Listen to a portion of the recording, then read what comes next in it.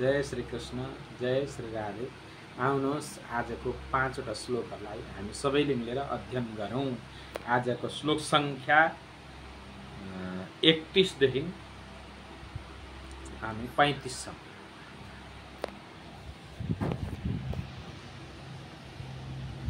स्वधर्ममपि चावेक्ष्य न विकम्पितुमर्हसि। स्वधर्ममपि चावेक्ष्य न विकम्पितुमर्हसि। धर्माद्धि युद्धान् श्रेयोन्यत् क्षत्रियस्य न विद्यते। धर्माद्धि युद्धान् श्रेयोन्यत् क्षत्रियस्य न विद्यते। यदृक्षया चोपपन्नं स्वर्गद्वारमपावृतं। यदृक्षया चोपपन्नं स्वर्गद्वारमपावृतं।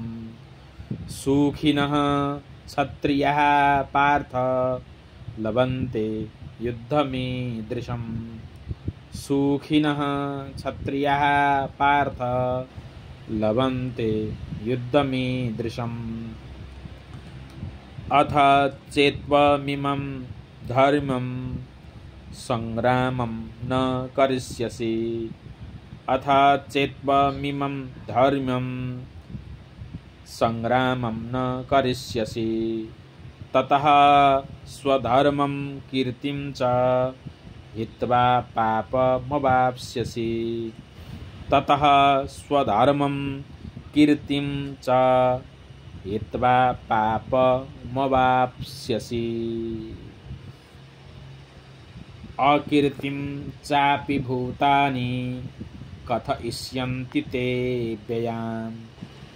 अकीर्तिं चापि भूतानि कथयिष्यन्ति ते व्ययाम्।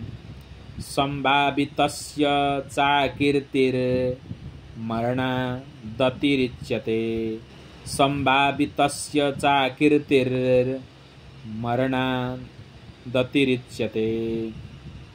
भयाद्रणादुपरतं मंस्यन्ते त्वां महारथाः। भयाद्रणादुपरतं मंस्यन्ते त्वां महारथाः।